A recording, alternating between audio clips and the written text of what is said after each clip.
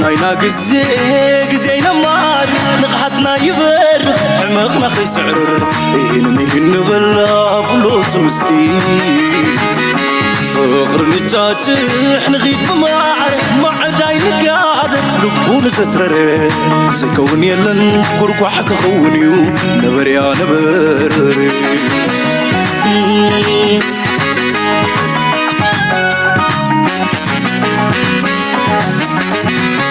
روحنا معدون فلان مامي ورقو منفس سقم تاسقمي بسبرق ريخو وين تعاشو تاريخ تمالي نفتات الشو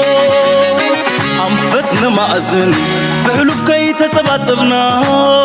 حسابنا ترنع نبها الكحشنا مسائنا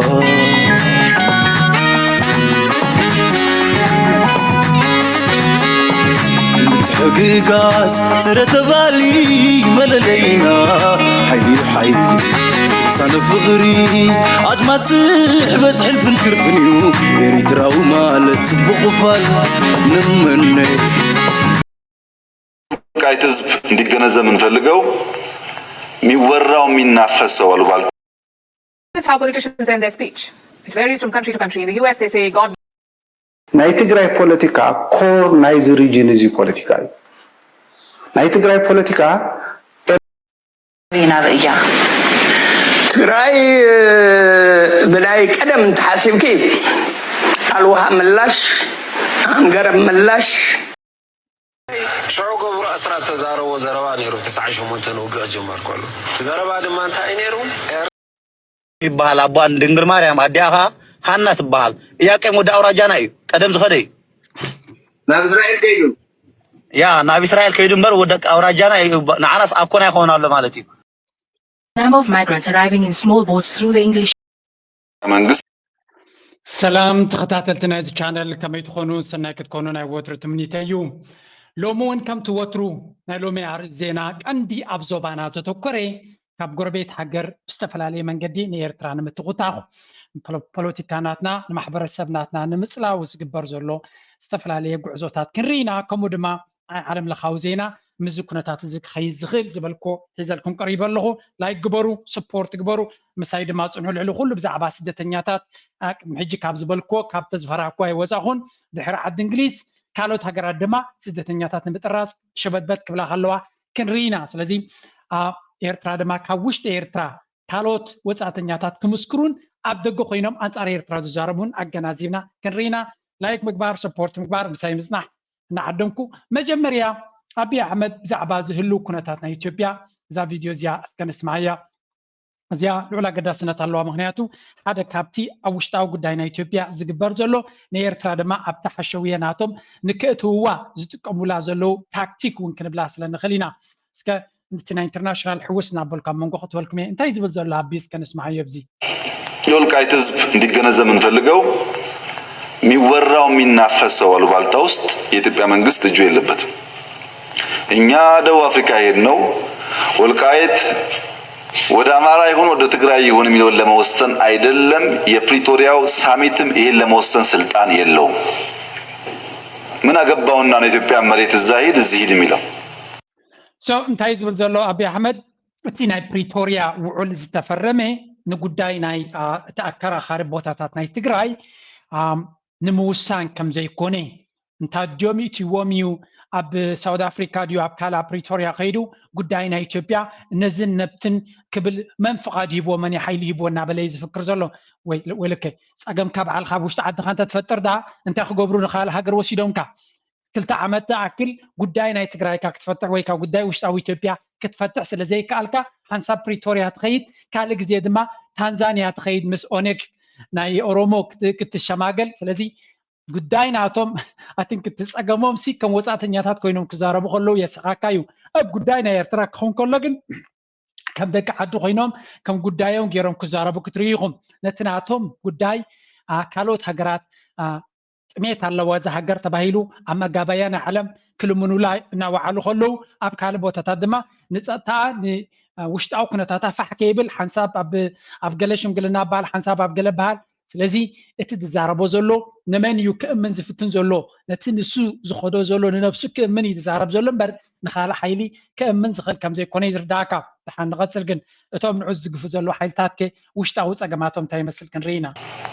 እኛ እዛ ሄድነው እንዴት ሰላም አመተን በንግግር ችግሮቻችንን እንፍታ ለማለት ነው ለምን ወልቃይት ተስቦ እዛ ውስጥ እንደሚገባ አላውቅም ወልቃይት ብቻ እኮ አይደለም ሰሜን ሸዋ ላይ ኦሮሚያና አማራ ጥያቄ አላቸው እሱም ደቡብ አፍሪካ ሄድ ሲዳማና ወላይታ ብላቴ ጥያቄ አላቸው እሱም ደቡብ አፍሪካ ሄድ እኛ ሰራ የለንም ልምምድ የለንም ቦታው አይደለም የተስማማ ነው በኢትዮጵያ ህግና ስርዓት ይፈጸም ነው ሰው ሕጂ እንታይ እዩ ዝኸውን ዘሎ ልክዕ ከምታ ኣብ ካልእ ግዜ እውን ዝጥቀስ ኣብ መንጎ ትግራይን ኣምሓራን ጥራይ ኣይኮነን ናይ መሬት ምስሕሓብ ዘሎ ኣብ መንጎ ኣምሓራን ኦሮሞን ኣሎ ኣብ መንጎ ኦሮሞን ሶማልን ኣሎ ኣብ መንጎ ካልኦት ክልላት ድማ ብዙሕ ቦታታት እዩ ዘሎ ስለዚ ናይ መሬት ምስሕሓብ ኣብቲ ውሽጢ ሃገር ብዙሕ እዩ ዘሎ ስለምንታይ ከምኡ ክህሉ ክኢሉ ስለምንታይ ኣብ መንጎ ዞባ ማእከልን ዞባ ደቡብን ወይ እውን ኣብ መንጎ ዞባ ማእከልን ዞባ ዓንሰባን ወይ እውን ኣብ መንጎ ዞባ ዓንሰባን ዞባ ጋሽባርካን ወይ ሰሜንን ደቡብን ቀይሕ ባሕሪ ምስሕሓብ ተሰሚዑ ዘይፍለጥ እንታይ እዩ ትፍልልይ እንድሕር ኢልካ ኣብ ኤርትራ እቲ ኣውራጃ ንምሕዳራ ዝተገበረ እዩ ካልእ ትርጉም የብሉን እቲ ሃገር ሓንቲ ሃገር እያ እቲ ዞባታት ንምሕዳራን ንስሉጥነትን ዝተገበረ እዩ كل تزوباتات نفس وقف قشطة تزوبات دسيلوا كم زلو كنبل عين خلينا نعبنت أب كبابي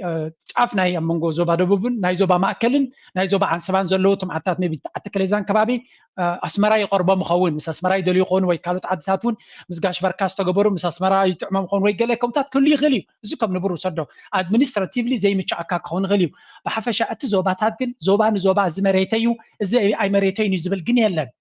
ترجعهم لهم سلامنتاي كوميد ما كون زلوا مغنياتو تزوبا او وشتحن تاجر زلا اكل داي كون زلمبر ننفسو كم حجر اكسس قبر ندحر خوينو وعيل حديرو باسن كريتشتن جدن يخغاتم حجي دما نتا زوبا انتاي وسخلا اب اثيوبيا زلو نتا زوبا وي كانتا كلل بهير دما وسخلا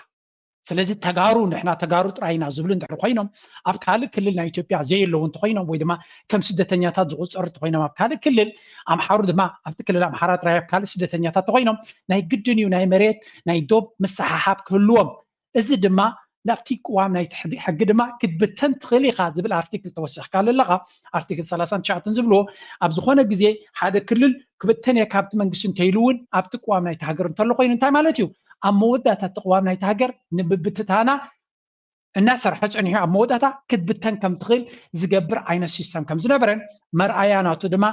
ኣምሓራ ምስ ኦሮሞ ኦሮሞ ምስ ኣምሓራ ትግራይ ምስ ኣምሓራ ካልእ ምስ ካልእ ዝግበር ኩነታት ዓፋር ምስ ሶማል ወላ ሃይማኖቶም ሓደ ክልቲኦም ሃይማኖት ምስልምና ከሎ ዓፋር ምስ እስላም ትግራይን ኣምሓራን ክልቲኦም ሃይማኖትዮም ኦርቶዶክስ እዮም ምናልባት ማይኖሪቲ እስላም የለዎም ወይ ገለ የለዎም ማለት ኣይኮነም ብሓፈሻ ግን ንሕና ክርስቲያንና ንሕና ኦርቶዶክሲና ዝብል እዮም ስለዚ እቲ ብሄር ከምኡ ድማ ትክልል ምንጭ ናይ ባእሲ ክኾነካ ክኽእል ከሎ እዚ ሓደ ካብቲ ሓደገኛ ዝገብሮ እዩ ሃይማኖት ሓደ ኮይኑ ባህሊ ሓደ ኮይኑ ወሳኒ ይኮነን እቲ ፖለቲካ ኣብ ላዕሊ እንተዘይፀርዩ ብሃይማኖትን ብቋንቋን እንተዝኸውን ነይሩ ሶማል ሓደ ቋንቋኦም ሓደ ሃይማኖቶም ሶማልያ ትበሃል ሃገር ሱዳን ተኸይድካ ቋንቋኦም ዓረብ እዩ እምነቶም ምስልምና እዩ እዚ ኩሉ ምግጅጃል ካበይ መፅዩ እቲ ፖለቲካ ናይቲ ሃገር ነቲ ፍልልይነትካ ዘማእከለ ድዩ ወይስ ነቲ ሃገር ከሕብራ ሓንቲ ሃገራዊ መንነት ከም ዝህልዋ ዝገብር እዩ ኤርትራውነት ዝበሃል ከም ፀላኢ ዝረአ ድማ ናቶም ፀገም መፍትሒ ናቱ ኣብ ኤርትራ ስለ ዘሎ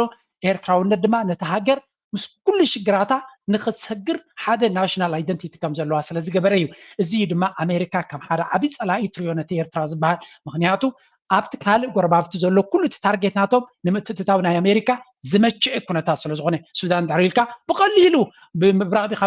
ብምዕራብ ዲኻ ብሰሜን ዲኻ ብደቡብ ዲኻ መፂኻ ምስ ሓደ ጉጅለ ኮይንካ ነቲ ሃገር ክትብትና ትኽእል ኢትዮጵያ ተመሳሳሊ ፋሕብትን ዝኣት ወይ ምስ ሓደ ኮይንካ ነቲ ሓደ ነቲ መንግስቲ ብቐሊሉ ከተውድቆ ትኽእል ሶማልያ ንሪኦ ኣለና እቲ ኩነታት እታ እንኮ ነቓዕ ዘይብላ ሃገር ወይ ከዓ ብቐሊሉ ነቓዕ ዘይርከበላ ኤርትራ እያ ዳትስ ዋይ ኣብ ደገ ብኣውራጃ ክመቓቕሉ ብሃይማኖት ክመቓቕሉ ዝተፈላለየ ዓይነት ፖለቲካ ውድባት ኣብቲ መፈላለዪ ነጥብታትና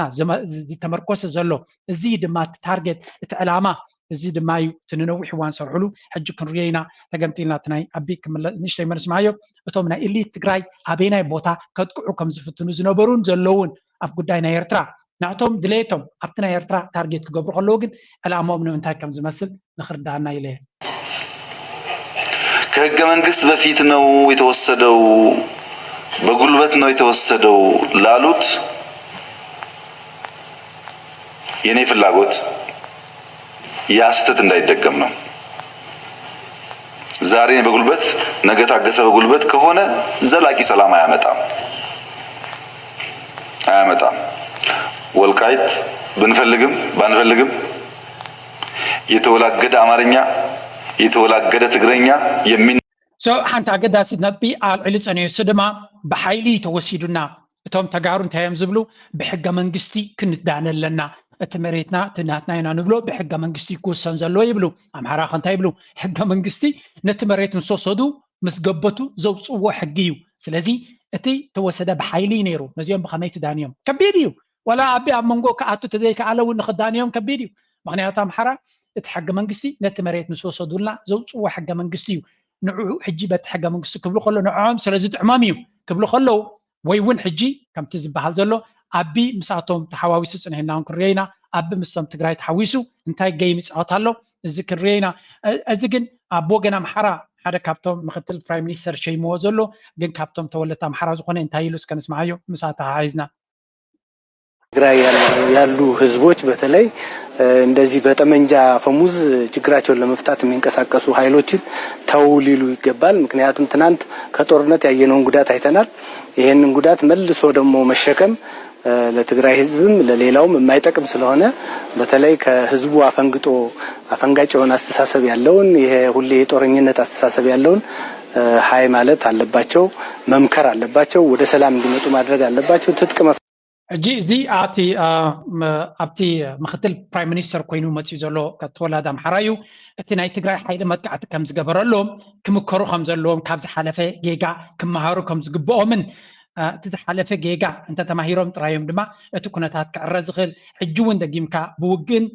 ብፀገምን ክፍታሕ ዝኽእል ዝደልይዎ ዘለዉ ኩነታት ክጥንቀቕሉ ከም ዘለዎም እዩ ዝዛረብ ዘሎ። እዚ ክበሃልን ክግበርን ዝግብኦ ነይሩ እንትኾነ እቲ እሊት ናይ ትግራይ ኣብ ከምዚ ደረጃ ከምዚ የለ ክንፈልጥ ክንክል ኣለና። ኣብ ዝሓለፈ ዝተፈላለየ ሓበሬታ ኣምፂአልኩም ነይረ። ንሳቶም እቲ ዝረአዮም ዘሎ እዚ ዝመስል እዩ። ኣብዚ ንስማዓዮ ድሓን ብኸመይ ይርይዎ ከም ዘለዉ ዓዲ ሰዓት ኣቆፃፅራ ሰላም ተሓዘ ስለ ዝኾነ ደስ ኢሉና ኢና ክነቕርቦ። ብዙሕ ግዜ ንሓቶ ዝነበርና ህዝብና ወፅዓ ኣብ ዓፀቦ ይነብር ኣሎ ዝብል ሕቶ ህዝቢ ትግራይ ሕቶ ደደቢት እውን መልሲ ዝረኽበሉ ሃዋህው ብዝተወሰነ መልክዑ መሳኽቲ እናተኸፈቱ ዝኸዱ ይመስሉ። ነዚኡ ኣመልኪትና ፈላማይ ትሕዝቶና ናይ ደቡብ ትግራይ ኣብ ደቡብ ትግራይ ከባቢ ዝተፈፀሙ ፍፃመታት ኣብ ሰሙን ጠቕለል ኣቢልና ክነቕርብ ክንሞክር ኢና። እንታይ እዩ ተኸሲቱ ብዓብዩ ምእንታን ሓቢርና ንምትንታን መደብ ካባኹም ናባኹም ስለ ዝኾነ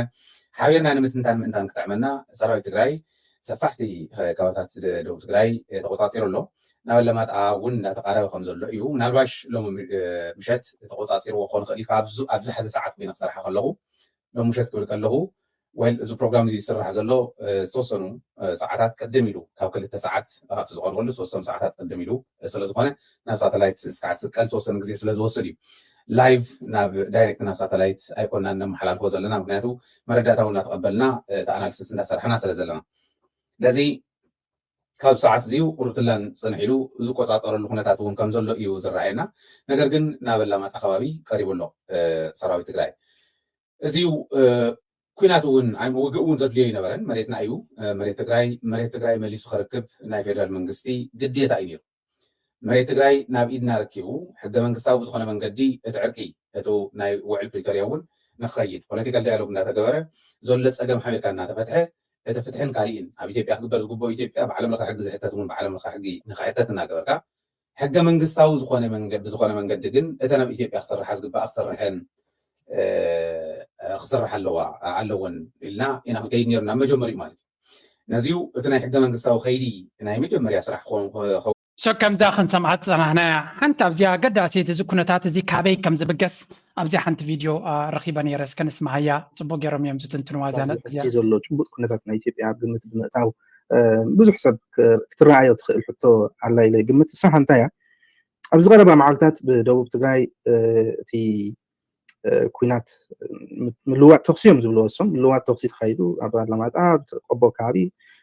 ሰብ ናብ ገፁ ሃዲሙ ከይዱ ገለ ዝብል ኣብቲ ናይ ሚድያታት ከምኡ ገይሮም ከናኣስዎ ዝፍትኑ ነገር ኣሎ ግን ቀጥታዊ ዝኾነ ምጥሓስ ውዕል ፕሪቶሪያ ከም ዝኾነ ግን ከዓ ብውህደት ናይ ማዕከላዊ መንግስትን ህወሓትን ከዓ ከም ዝተካየደ ዝሕብር ምልክታት ከዓ ኣሎ ናይዚ ጀነራል ታደሰ ወረደ ነቲ ናይ ትግራይ ሚድያታት ኣብ ዝሃቦ ጋዜጣዊ መግለፂ ክጠቕሶ ሰማዕክዎ ነገር ዳርጋ ንሱ ዝበሎ እቲ ንዕኦም ዝተዋሃበ ዕማም ህወሓት ነቲ ፒኤልኤፍ ዝተዋሃቦም ዕማም ነቲ ዕጡቕ ኣብቲ ከባቢ ዘሎ ዕጡቕ ዕጥቂ ፍቲሕካ እቲ ኣብቲ ከባቢ ብኣምሓራ ብክልል ኣምሓራ ተሃኒፁ ዝፀንሐ ወይ ዝተዋቐረ ምምሕዳር ከዓ ምፍራስ ብድሕሪኡ ከዓ እቲ ክልቲኦም ተሰማሚዖም ናብ ገለ ነገር ከዓ ስለዚ ኮሚና ንገብር ዘለና ዕጥቂና ንፍትሕ ዘለና ነቲ ምምሕዳር መዋቕራት ምምሕዳር ናይ ኣምሓራ ኢና ነፍርስ ዘለና ዝብል ተዛሪቡ ነይሩ ሕጂ ምናልባት ብዙሓት ሰባት ኣስተውዕሎም ናዳ ዝተውዓሉላ ንድዑ ግን እቲ ሓሳብ ድሕሪኣ ኣብ ሚድያ ወፂኡ ምዝራቡ ከምኡ ገይሩ ክገልፆ ምፍታኑ ድሕረ ባይትኡ ብዙሕ ነገር ክህሉ ይኽእል እዩ ሓደ ነቲ ናይ ፕሪቶሪያ ውዕል ተጠቂሞም እቲ ሓይሊ ክሳብ ከምዚ ኣቶ ስብሓት ነጋውን ዝበልዎ ቁሩብ እቲ ሃሊኹ ዝነበረ ሓይሊ መሊሶም ናብ ካልእ ንምእታው ምትእማን እውን ስለዘይብሎም ናብ ካልእ ንምእታው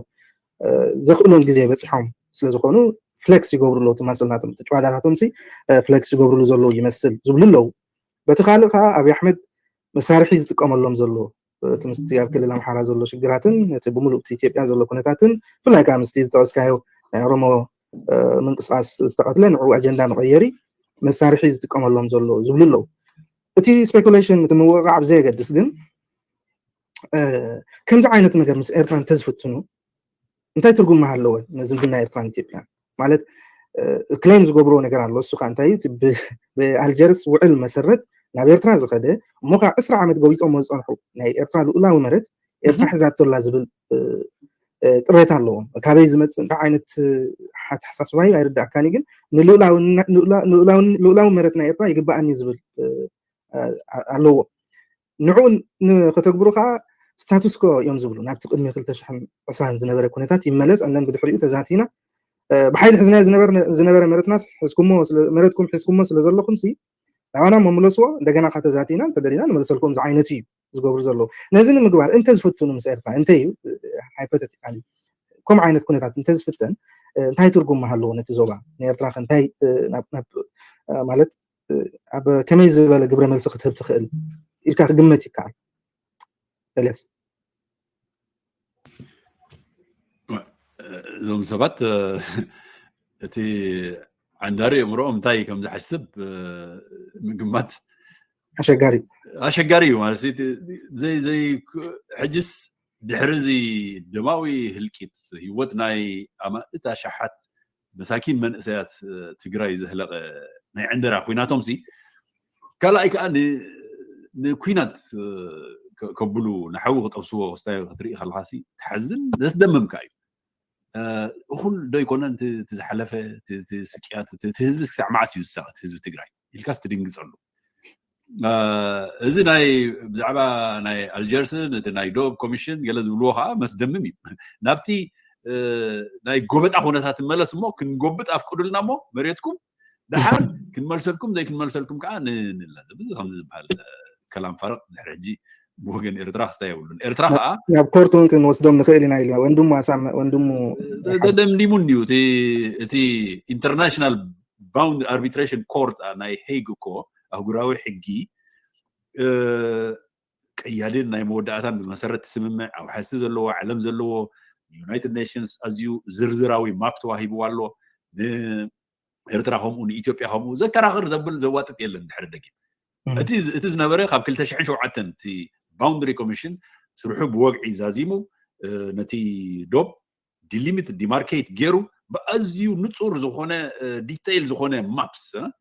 4-5 كارتات نخلتي أنا حجرات عندني إرتراق قدح إثيوبيا قدح كا أبيئن كارتوغرافي كينيك deposit جيرو سرحي بوقع زازيم اللهو إلي دحريو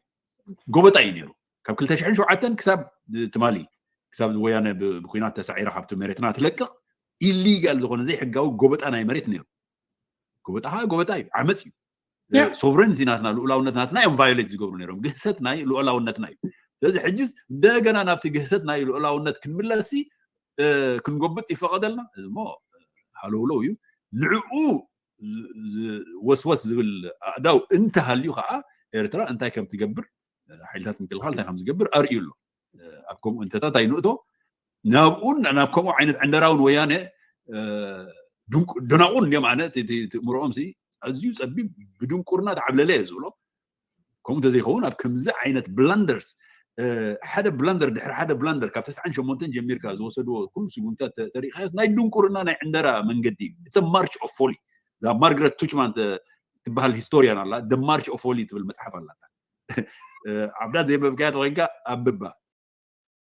تاريخ لتاك وبلوط عبر وقاد بلوط الكالوات وبلوط قبيل قدشن انت دولت فاتن ميزن وطريشن مدايم بونات ابراي قدنن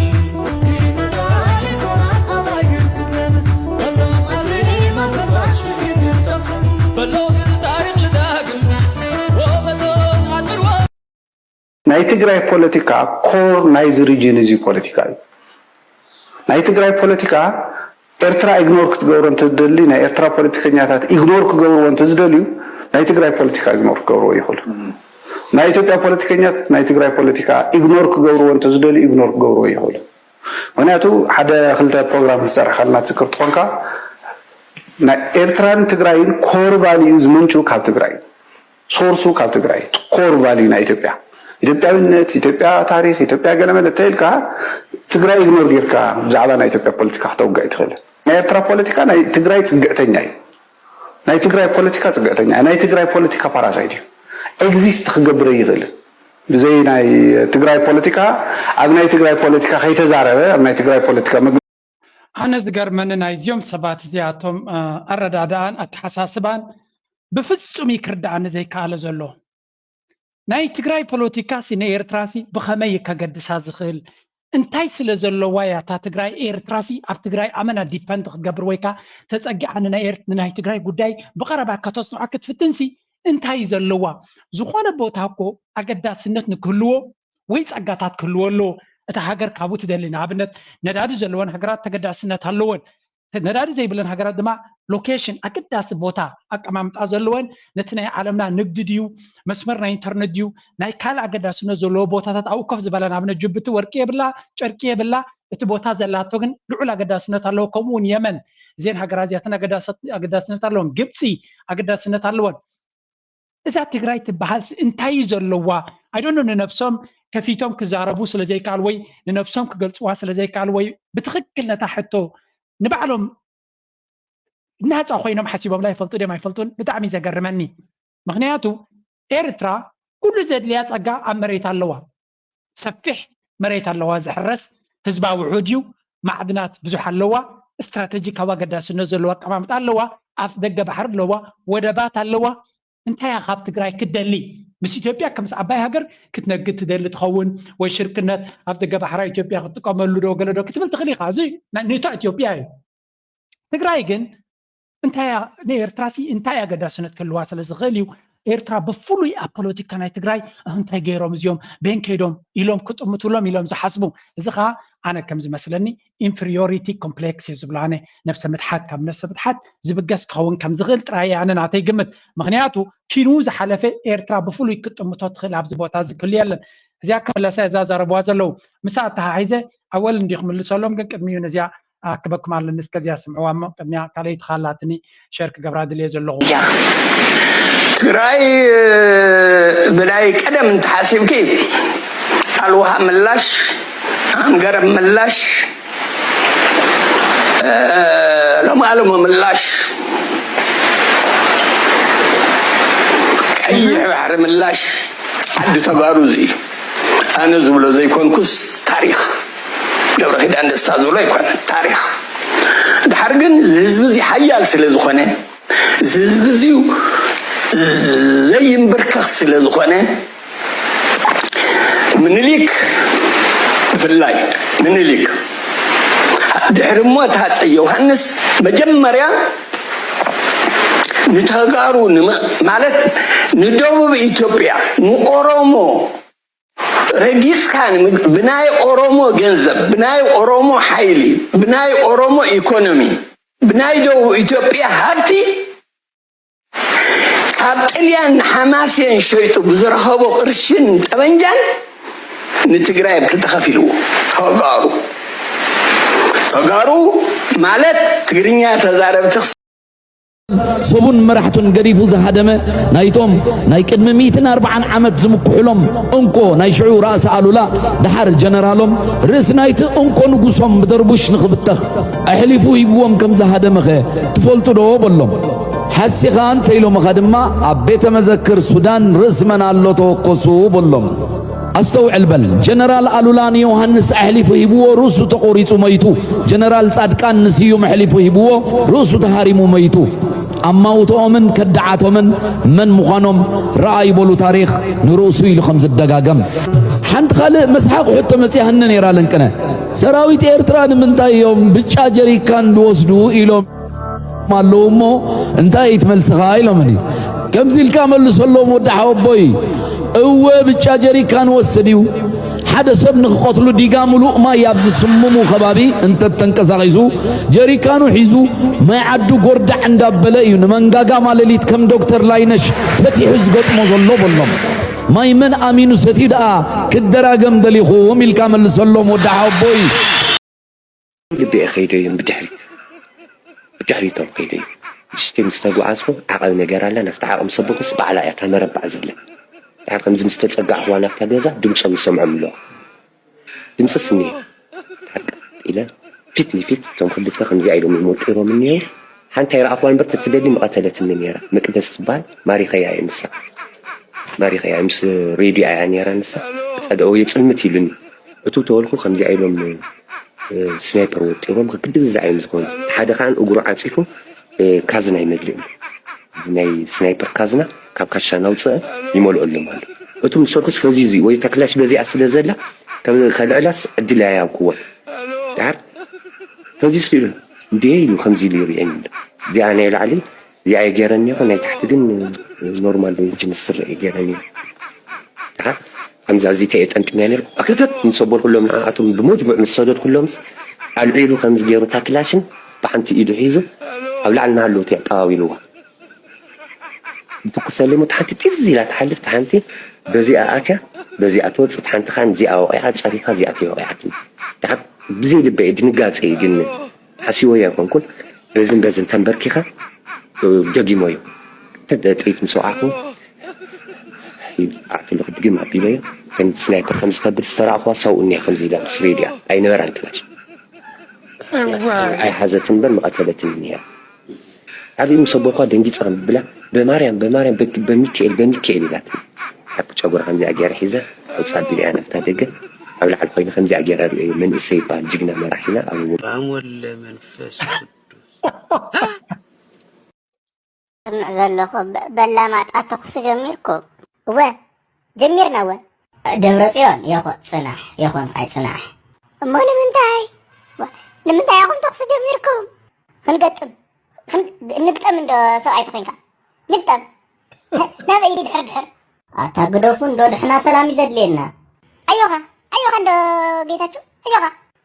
حز شعبية يلن شعبية ونكو دفيرو نبينو يمثل تدميرو مسكم يمزقت منا مو زاق زيزي عندو نتقم الله حزي كو من شعبية تفلا لهم مقيم أنت أبي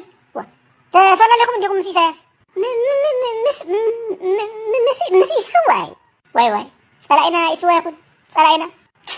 مس يسو تواي سلاينا سنحنا كو كم نباس بقى حزي مريتنا ملسلنا بسلام نودع ايوت قداي نو نفتت شبا تعاقبناش ترى تعاقبنا حزتي تلات أفاي فرنو زي بالله شعبية زي بالله قطمنا نكتب دبرسكن حاوي بسلام مريتنا تزمر سنة يحيش بتقسم برمحشة أبزي دبرسكن حق الله بسلام تتونا نيرم قدم هاونا مريتنا بسلام نايمها بحساب زلوه ما يمثلنن حق الله صدق تايمون تبدل حزي توق نبل توق تعداني توقو أراوني أكون مريتكم سؤالكم صدوا أنا تقصي دلب انت خد دورة لابسي تقصي بطمنا بسرنا أنا نصر بسرنا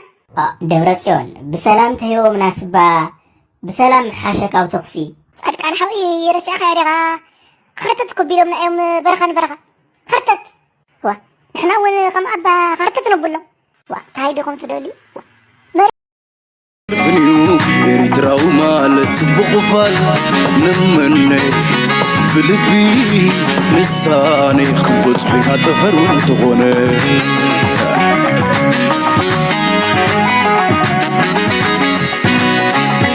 حدن دي هرمت لبنا عندي يا مزمور كنيتنا وكان هايمانوت زينبل تشعت بحنت معدنا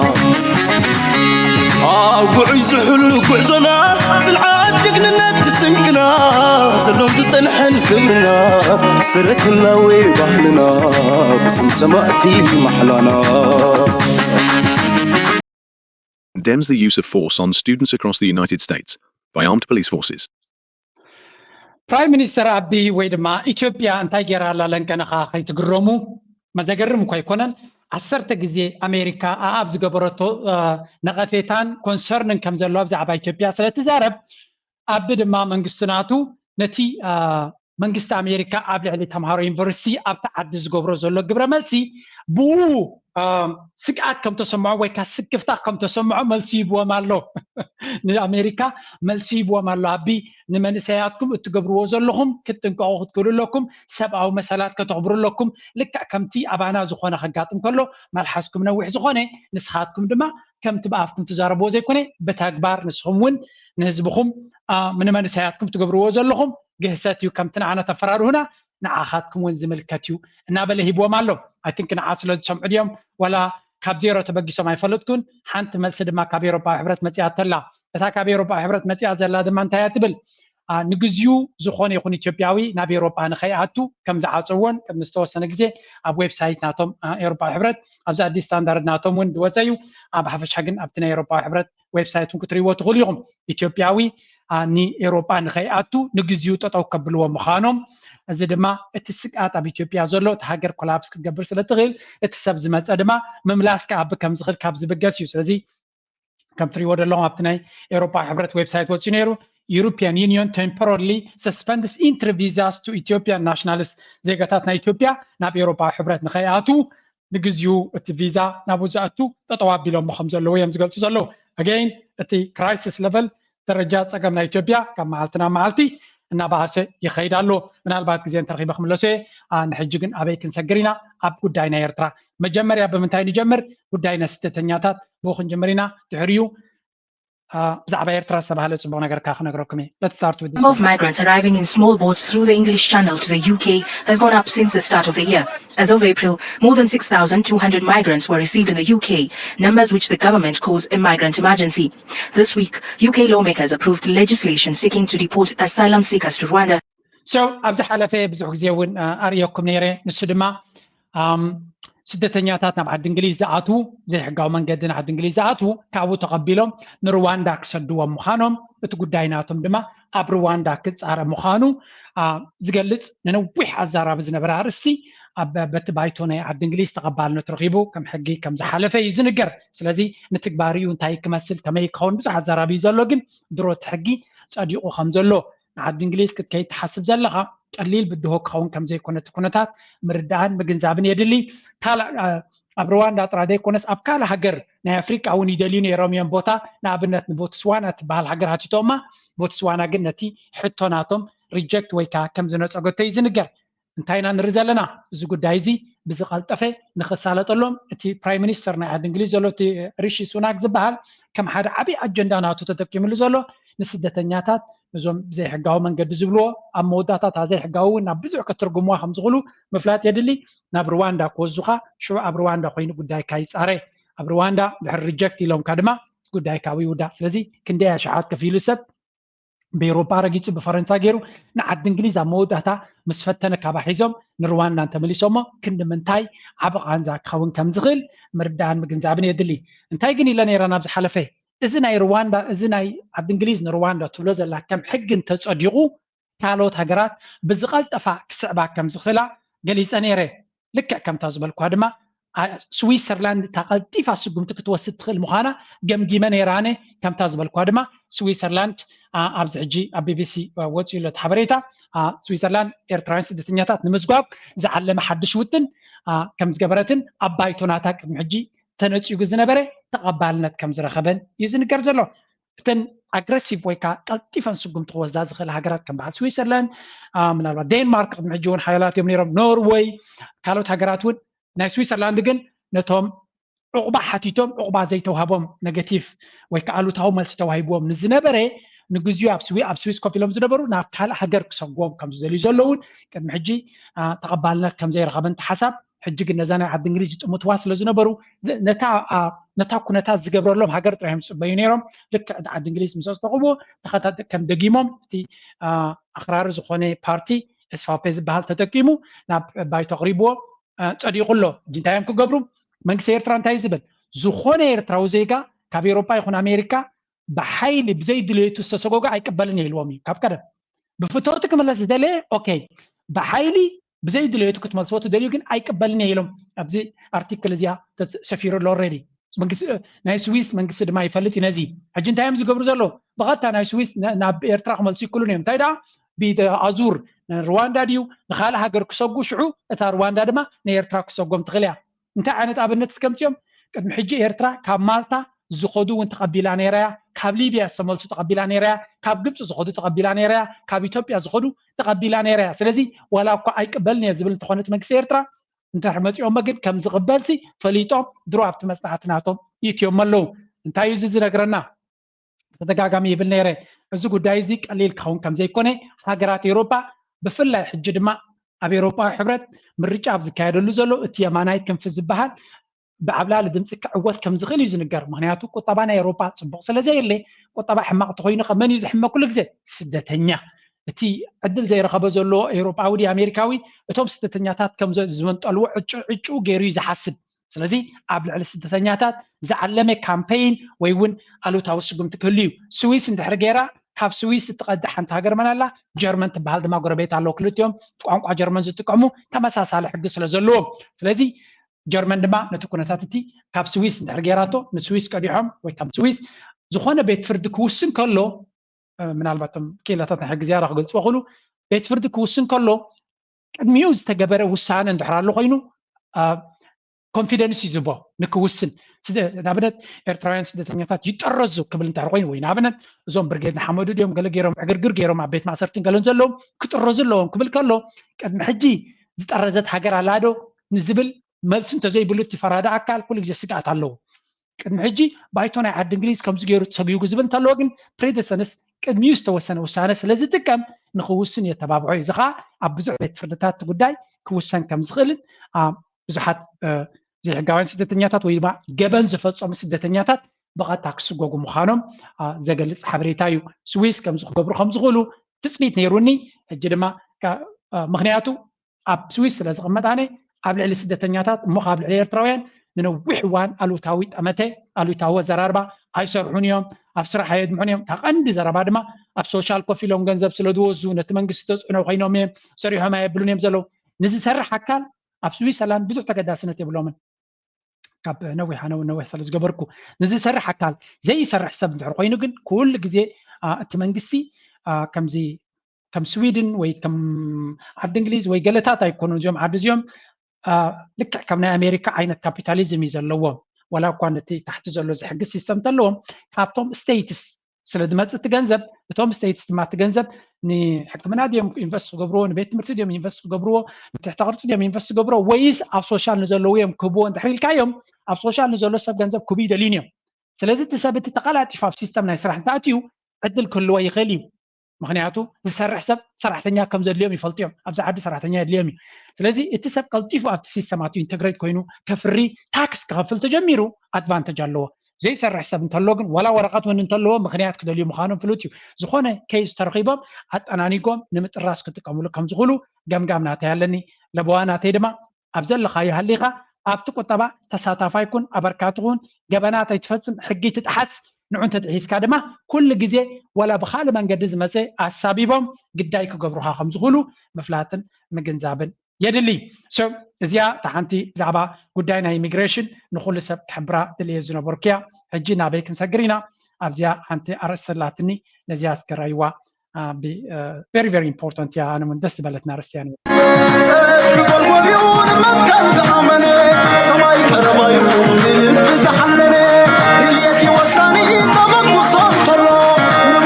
ازيا ارتكل كابيز مصت يا زحبريتا قدميا اسكزيا نسمعيا شعو قبر أسرع تزارو وزروا نيرو تسعيش ومنتن وقع جمار كله زروا دم أنت نيرو إرترا إثيوبيا بس إثيوبيا خزارو وصل جمهور شو عملتي إرترا إثيوبيا موقع حفي نايفي فابريكاتات تفريو مهرتي كتقول أتدلي أنا علاقة أتقبرنا أتدلي نساس الصريحة شتقلني أتدلي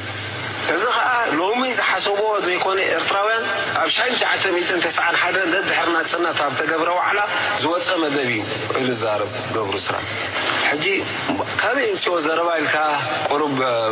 نبحري تملس كذا تذكر قرمك شعوب أبشين جعت ميتين تسعة حدا نبسمرة وعلى أنا قطبات غير نيرو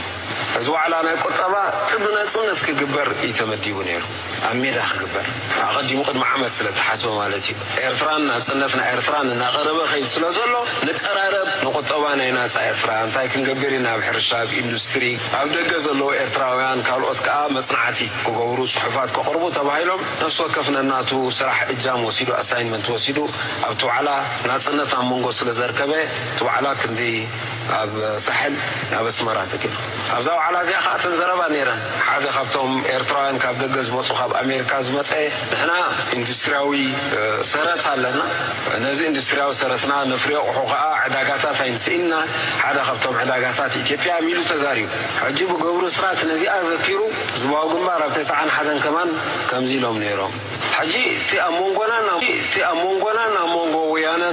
زكايز نبرا ركبات تسألي حسب بسلس صورحنا الرخب سلس نبرنا مالتي كلها تزربا حنتيا نسادما إرترا إثيوبيا بقطبا خطعبللات فتنا الله هذا خبتنا حتاتهم تنك غيرهم زرعيوه نقفا كم باطيرا ناتنا كنتقم كنزوتر مجمرنا نقفا كنزوتر كنجمر كلنا بحفظ سلازنبرنا بحساب سلازنبرنا خام مجمرتا كاب حساب جميركا حسابو صاني بمولوت مسرح بحبار نزارو لزنبرنا يعني زي فسيمهم كنت حط لهم اي كالت كالاي نقفا كنتون دحر جميرنا كنتقم دحر جميرنا بنقفا انت مسانا زنبره بر اغلغلوت يبنا قحنا شتنا زاكبنا برنا ኢትዮጵያ ማለት ነው ምሳቶም በናይ ወፃ ባጤራ በዶላር 50 ይخونا ይኩቦም ነው ያኻ ገብሩ አይደለ ዝምድና ሞንጎ ኤርትራን ኢትዮጵያን ድሕሪ ናቕፋ ከም ባጤራ ኤርትራ ምጥቃማ ዝበሃል ክትዓብ ዝነበረሉ ኸኣ ናትና ርእሶ እንታይ ነይሩ ንሕና ጎረባብቲና ንሕና መሻርክቲና ስለዚ ነፃ ዝኾነ ንግድ ኣብ ሞንጎ ኤርትራን ኢትዮጵያን ይሃሉ ولا بنافن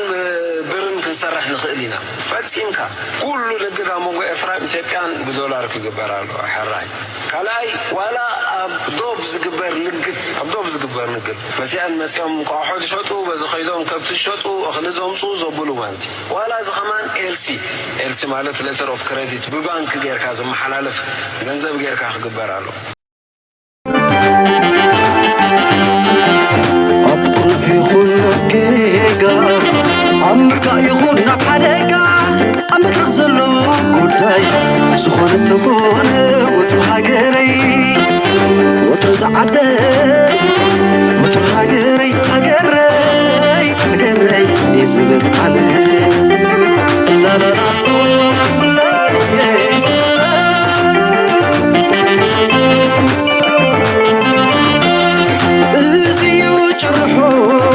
يوترو هاجر أمرا نسل زي كيرو متكل يسعدوا ولا يفهموا زلون زنبرا تاريخ زواحات يغون سحر فرخ زيرو من الناس بلاوي تحطو بزي والول لباي نزي ختمتو So, next topic ناتي لعلا قداس النزلوان عيدس بلت النعم إذا تريوا زلهم عبد منبه المسيلكم شمناتو عبد تويتر بيج فيجريو عبد وهاب شيخ عبد الصمد يدبحال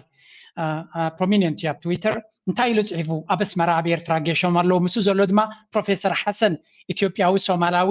ንሱ እዚ ሰብ ድማ ሶማላዊ ካለ ድማ ሰለስተ ኮይኖም እዮም ኣስመራ ጌሾም ነፍሲ ወከፍ ዝጽሕፋ ዘሎ ድማ ናይ ብሓቂ ኢንስፓየሪንግ እዩ ኤርትራዊ እንተኮይንካ ናይ ብሓቂ ክትቆርዕ ዝግባእካ እዩ እንታይ ኢሉ ዝጽሕፍ ዘሎ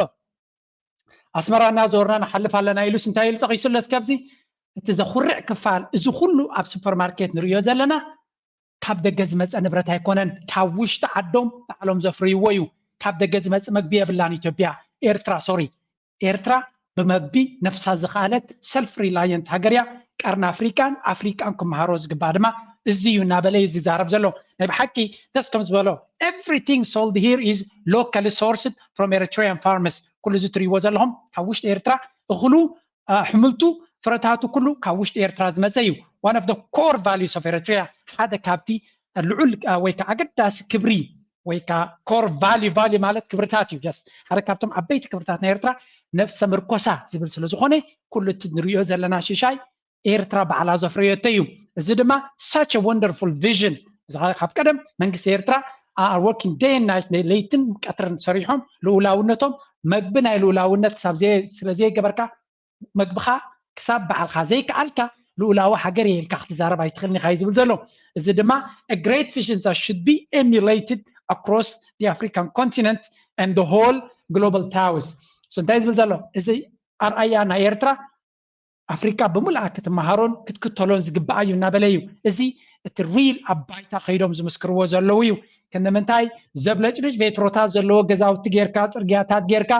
ንፀላኻ እንፂፍካ ኣብ ጀኔቫ መግቢ ሃቡን ትብል እንድሕር ኮይንካ ንስኻ ነፍሰ ምርኮሳ የብልካ ኮንፊደንት ኮይንካ ኣብ ኣፍደጋ ኣብ ቅድሚ ዓለም ኣብ ኣዳራሽ ናይ ዓለም ኣፍ ልብኻ ነፊሕካ ክትከይድ ኣይትኽእልኒ ኢኻ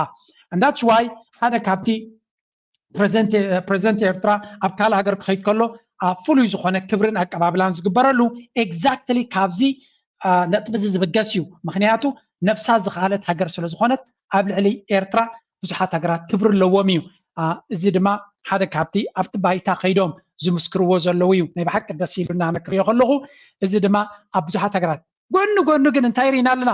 ኤርትራውያን ኩሉ ሰብ ኣይኮነን ዘድንቐና ዘሎ ፀላእትና ድማ ብዙሓት ከም ዝኾኑ ክንፈልጥ ክንክእል ኣለና ንቐፅል ኣብዚኣ ሓንቲ ኣብ ትዊተር ክዘውር ከለኹ ዝረኸብኳ እያ እዚ ናይ ብሓቂ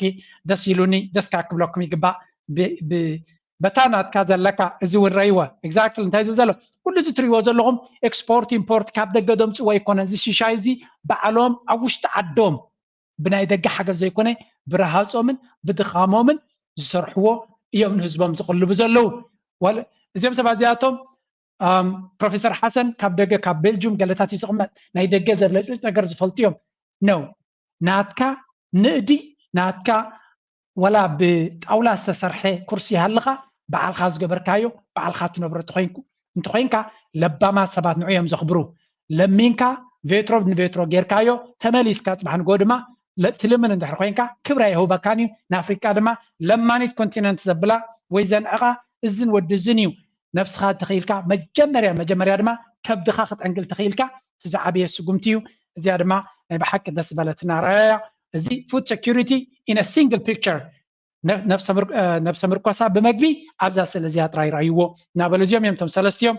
ናይ ብሓቂ ደስ ዘብል ምስክርነት ቅድሚ ሕጂ እውን ናይ ካልእ ኤውሮፓዊት ስዊድናዊ መቋል ዘለዋ ከም ፃልኩም ግዜ እንተረኺበ ኣብዚ ድማ ረኣዩ ነቲ እናተዛረብና ከለና ኣብዚ ኸራይዎ እዚኦም ገለ ካብቶም ፀላት ኤርትራ ነታ ኤርትራ ኩሉ ግዜ ብሕማቕ ንኽትወፅእ ዝደልዩ ክልቲኦም ብዛዕባ ኤርትራሲ ዝኾነ ፀሊም ዘይብሉ ኣብ ሓደ ኣብ ዩኒቨርሲቲ ናይ ኣውስትራልያ እዩ ተዓዲሞም እስኪ ሰዓዱ ካብዞም ኩሎም ምሁራት ኤርትራውያን ወላ ተቃወምቲ እየ ዝብለኩም ተቃወምቲ ብዙሓት ፕሮፌሰራት እዮም ዘለዉ ብዛዕባ ጉዳይ ናይ ኤርትራ ሶም እዮም ክዛረቡ ዝግባእ ነይሩ ነው እቶም ኮሎኒያሊስት እቶም ገዛእቲ ዝነበሩ ሓይልታት ንቅድሚት መፅኦም ንሳቶም እንታይ ይገብሩ ኣለዉ ብዛዕባ ፖሊሲ ናይ ኣፍሪካ ሃገራት ኣፍሪካ ፅቡቅ ድን ዘለዋ ሕማቅ ድን ዘለዋ በዓል እዚ ብደገ ብውሽጢ እናተኸፈሉ ሽም ናይ ሃገራት ኣፍሪካ ከፀለሙ ዝፅዕሩ ማርቲን ፕላውት ከምኡ ድማ እዚኣ ካልእ ናይ ብሓቂ ዘሕዝን እዩ እዚ ዲስካሽን ኦን ደ ፊቸር ኦፍ ኤሪትሪያ ብዛዕባ መፃኢ ናይ ኤርትራ ሲ who are you ብዛዕባ መፃኢ ናይ ኤርትራ ዲስካስ ክትገብር እንድሕር ደሊኻ እንግሊዛዊ ዲኻ ኣውስትራልያዊ think about your country ብዛዕባ ሃገርካ ብዛዕባ ህዝብኻ ብዛዕባ ካልእካ ብዛዕባ መፃኢ ናይ ኤርትራ ይሕመቕ ይፀብቕ ኤርትራውያን እዮም ክሓስብሉ ዝግብኦም بعد زد ما يمتي نيرترا امباس في قاصلالو كما يغيركم تقاصلو ميديا اب ميديا كتوز تدليهم تاع استراتيجي تقوم لكم امباس تقاصلو لكم يلو زمكر زنبر حدا خاباتهم يو ليت معلتن ايرترا تخدو زلا ندحريت نمملاس حدا كابتي ابي اجنداناتيو سلازي كل نجر كاطعم كل نجر كاصبق كيمسلكم بفلاي كحجي قنياتنا معلتنا نسلو زغوني بزح نجر كبر بزح ما بزح علامات حما publications كما تسمخانو كجمرو تقول لكم كتسعلوا تقول لكم ازيت تسب لكم صنعكو حد عبي prominent 245 شح فلورس اب تويتر زلويو انا بحكي educated scholar يو بزعبا افريكا بزعبا ايرترا زلو سيل دما عب كبري زلو نزخبرنا دما كل غزي كان خبر كم زغبانا اذا تمساسالي كابتا عود كي وطانا اتا اجندا ناي بعضياتهم بزي منقد جميرو لهم فلطه The زلنا people of Europe residing in the eastern part of Tigray with the Eritrean border face renewed threats of violence and extinction. Despite the signing of a peace agreement, reports indicate grave atrocities include gang rape, sexual slavery, enforced starvement. Reports ጉዳይ ናይ ኢሮብ በተደጋጋሚ ሚድያ ናይ ትግራይ አጀንዳ ገይርዋይ ዘሎ ናበይን መምላስዩ ናይ ምስ ኤርትራ ዘሎ ሓሸውየ ጠዋውዮም አጀንዳ ክፈጥሩ ስለዘሊ ዘሎ ጉዳይ ናይ ትግራይ በተደጋጋሚ ኣብቲ ናቶም ፕሮፓጋንዳ እናተመላለሰት ያ ዝናይ ኢሮብ ጉዳይ ከም ሓደ ዓቢ አጀንዳ በተደጋጋሚ ኣብ ኣዮም ሸንኮለል ዝብሉ ዘለው ነዚ ግን ቀደም ፕሬዚደንት ኢሳያስ እውን ተዛሪቦ ነይሩ እስከንስማዕ ኣብዚያ ብፍላይ ነዚ ብዛዕባ እዚ ናይ ምስ ኢትዮጵያ ዘሎ ዝምድና በዚ አጋጣሚ እዚ እዚ ጉባኤ ንሰላምን ንዲሞክራሲን ተላዒሉ ስለ ዘሎ ንሕና እቲ ዝግባእ መሰልና ትዝኽፈል መስዋዕቲ ከፊልና መሰልና ረጋግጥና ኣለና ካብዚ ኮንፈረንስ እዚ ይኹን ካብኡ ዝወፁ ናይ መንግስቲ ትካላት ክንፈልጦ እንደለ ከዓ እዚ ስርዓት እዚ ወይ እዚ ሕጂ ዝፍጠር ዘሎ ኩነታት በቲ ናይ ቅድሚ ሕጂ ዝፀንሐ ኣገባብ ፅውፅዋይ ብምፍጣር ኮነ ዝተፈላለየ ምስምሳት ብምምሃዝ ኩናት ክቕፅል ዝደሊ ሰላም يزدلي كن عزبنا مچينا كم تقدمه زبلكو لسلام زتبغس خون تسفانا لعليو اذ مالت جن كم طرطارات عدو علنا الله خباه لا يكالن ابزي منالبات قدمتهم خالوت نطفات اتيم زرابي كوينات زدليو كوينات كراساسونو دصنحو حيلታት አለው እዚ ሕጂ ተፈጢሩ ዘሎ ኩነታት ምናልባት ምስናቶም ስምዒትን ድልየትን ዘይከይድ ሓይልታት ክሉ ክእሉ ብዝተፈላለየ ጉልባባት ብጨለ ዝኾነ ቀራርባታት ንሕጂ ተፈጢሩ ዘሎ ኩነታት ጠምዚዝካ ጠማዚዝካ ተመሊሱ ህዝቢ ኣብ ኩናት ከም ዝኣቱ ንምግባር ዝሰርሑ ሓይልታት ስለ ዘለው ነዞም ሓይልታት እዚኣቶምን ህላዊኦምን ከዓ ስለ ንፈልጥ ብኣጉ እዮም ዝፈልጥዎም ነይሮም እንታይ ክገብርዎም ከም ዝኽእሉ ጥርጠራ ከም ዝነበሮምን ካብዚ ስለ ዝብገሱ ዝነበሩ እዮም ነቲ ናይ ሳዋ ውሳነ ናይ ካልኦት ዓይነት በዳሕቲ ነቲ ህዝቢ ኣብቲ መጀመርያ ፀላዕላዕ ዝበሎ ድሓር ግን እቲ ፍርዩ እናተረኣየ ዝኸደ ስግኣት ከም ዝነበሮም ካብዚኦም ኢና ንፈልጥ ናይ 30 ዓመት ቃልሲ እንድሕር ገይርካ ካብ ሰውራ ዝተፈላለየ ዓይነት ፀላእቲ ከም ዘለውካ ፀላእትካ እንታይ ዓይነት ኣወዳድባ ክገብሩ ከም ዝኽእሉ ሰፊሕ ተመክሮ ሒዞም ስለ ዝመፁ ነቲ ኩነታት ድማ ፅቡቅ ገይሮም እዮም ኣንቢቦሞ ነይሮም ብሓፈሻ ኣብዚ እዋን እዚ ኣነ ክብሎ ዝደሊ ሓንቲ ቪድዮ ነይራ ኣብዚ ናይ መወዳእታ ሸር ክገብራ ዝደሊ እዛ ቪድዮ እዚኣ ካብ ባፅያ ወፅያ መስለኒ ኣይ ቲንክ ከምዚ ዓይነት ስእልታት ካብ ውሽጢ ዓዲ ክወፅእ ከሎ ናይ ብሓቂ ደስ ዝብለና ዘሎ ኣብዚ እዋን እዚ ነፍሲ ወከፍ ኤርትራዊ ኣብ ቅንያት ናይ መዓልቲ ናፅነት ስለ ዘለና ብዙሕ ብድሆታት ከጋጥም ምዃኑ ኣብ ደገን ዘለና ድማ ብፍልይ ዝበለ ብዙሕ ብድሆታት ብዙሕ حماق publications حتمتاتن قالن كوتس مخانو مغنزاب يدلي سلامتاي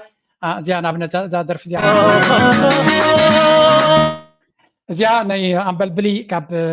امباسي ميديا ناي عد انجليز نمدلاو زغبر ويا مثلني ابزوان زي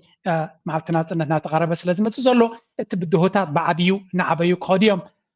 تزبغن كاب حشويه كاب أبسمعت مخات وزيو نيو نقدميت كتمت كخلالو انتاينا مالتيو بزح نحبتير وان كفلال زخيل نتزبي حشوية كنت زغل استفل عليه أجنداتات بو إثيوبيا ديو بخالك كمتسي يغليو نازك ريف كاغن زحل فيها أكل بزبنا نقدميت نابلا معات راي كتمت كخلالو بزح جزي بستفل عليه من قدنا مزو نتوقي أبناي حرق عنن أبناي حماق سمعيتن زتواكا نقرات كمتسي غليو شلل نابلكا العماغا تهاجر أبداغ مهنسات أتوب كراس لتخيزلا نتزولو حسابنا سرحنا أبركتونا نابدا داغ ملمعات ناي تهاجر زما كلك خون خلالو انا هوب تزغبر كونفرنس دما كمي غيركا مزيوم تقطم نزيوم تسعرم ديكونه كمي غير تزبي موبيلايزد كوينو نعدو يدقف بخمي نهاجرنا ابحويه داغ محويه ناي قطبا ناي ارترا كنساتف نغل انتي ابركتو غبر خل بخمي كساتف غل زبل اجنداتات ابت سمينارات زغبر كم عبيت ارسات كوينو مزارب تكونو تمنيتين بهاجينيو نسخاتكمون ناتكم ريتو ناتكم حسابات ابزخ تقطفو يمحصنكم لايك جبروا سبورت جبروا كم وترو نعاهم يبقعيو كتاكم خليو كمهر خلي زبلكو حساباتي زغرب نفس وقف دما انتي انا زغربو ولا كوا ملو بملو بيرفكت كبل زي كالكو نتزل حبريتا مبرهيك خون خلي زبلكو يزهب نايلو مارس دما بزخدي بليز لايك جبروا سبورت جبروا زي channel كم وترو دما بتدقاقا مكملالسوكمي نايلو مارس بزخودي مزياله بواخقت حبرتسبنا نكغير نفس وكفنا خنكتلو زلنا كاب اسياويان بفلاي كاب تشايناويانن هنداويانن كنمهارو زلنا زيو زيوم حبرتسب زيوم نفس وكف سنتيم ابزي بوتا ايتودغنيا زي اليوم مغايص ايغزونيوم ገንዘቦም በአገባብ ይሕዝዎ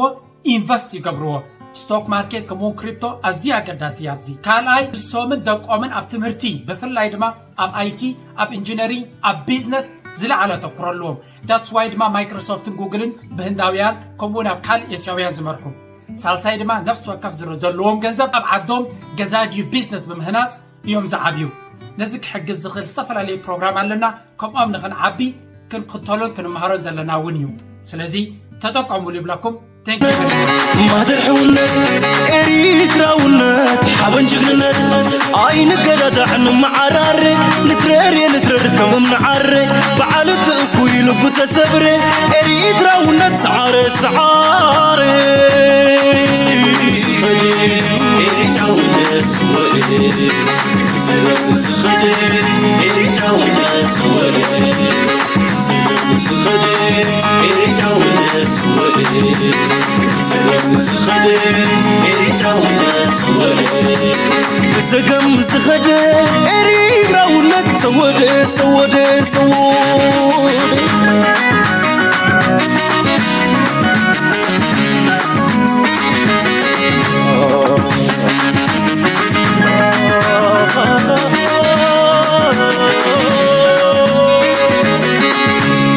تقبر أسر حزو نبرار ينتصر لو يحبوا عزو عين فناتت بسيو خند ترقمو يريتراونت عين فناتت بسيو ودا ترقمو يريتراونت